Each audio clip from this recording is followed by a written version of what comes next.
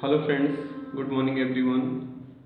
आप सभी साथियों का इस चैनल पे बहुत बहुत स्वागत है। फ्रेंड्स, आज मैं उन बच्चों से विशेष रूप से बात करना चाहता हूं जो बोर्ड्स के एग्ज़ाम पास कर किसी कॉम्पिटिटिव एग्ज़ाम्स की तैयारी में लगे हुए हैं फ्रेंड्स, और उनको ये समझ में नहीं आ रहा है कि हम अपने कॉम्पिटिटिव एग्ज़ाम की तैयारी कैसे शुरू करें।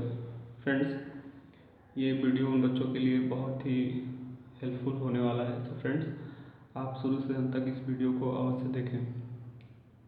प्यारे बच्चों, किसी भी कॉम्पिटिटिव एग्ज़ाम की तैयारी और रणनीति के संदर्भ में हमें 3 चीज़ों का विशेष रूप से ध्यान रखना चाहिए। पहला सिलेबस, दूसरा अनसॉल्व पेपर और तीसरी और मुख्य बात जो है स्टडी मटेरियल की। फ्रेंड्स, हम तीनों का एक एक करके डिस्कशन करेंगे।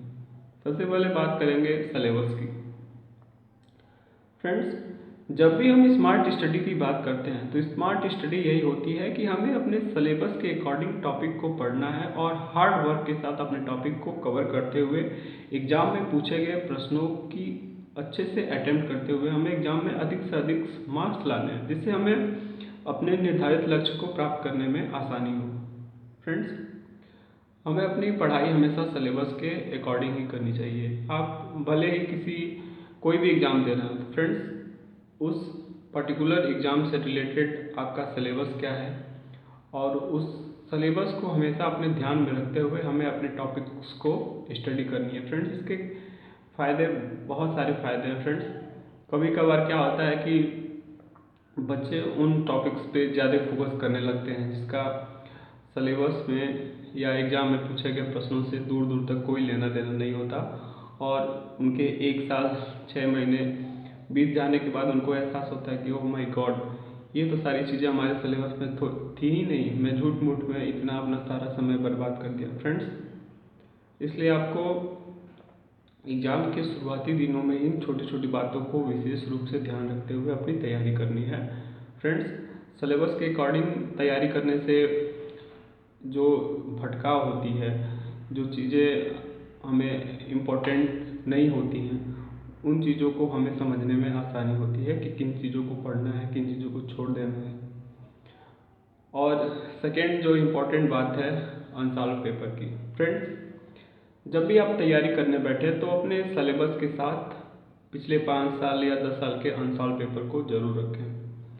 इससे जब आप सिलेबस के अकॉर्डिंग जब आप सेल्फ स्टडी कर रहे हैं तो आपको स्वतः इस बात का अंदाज़ा हो जाएगा कि फला टॉपिक से कौन से प्रश्न इम्पोर्टेंट है, किस वर्ष कितने क्वेश्चंस पूछे जा रहे हैं, कैसे कैसे प्रश्नों की प्रवृत्ति है और आगामी परीक्षा में किस तरह के क्वेश्चंस के आने की संभावना है।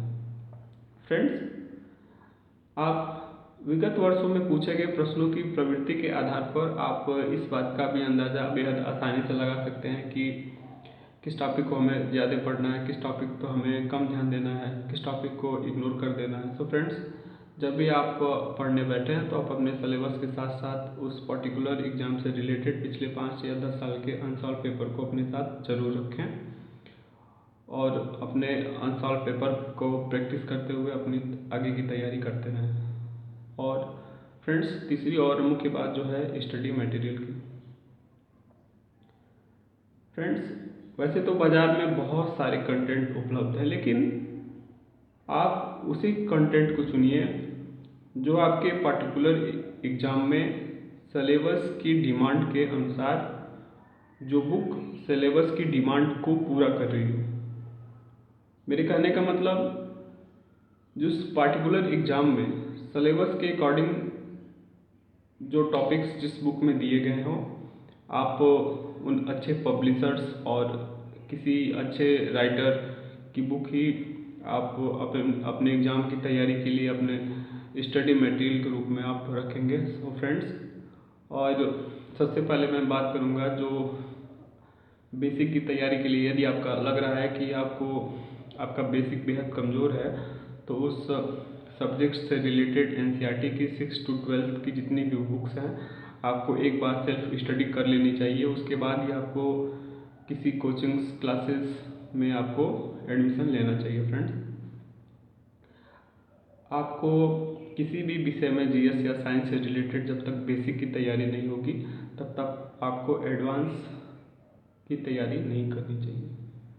सो फ्रेंड्स, आपको हमारा यह टॉपिक कैसा लगा?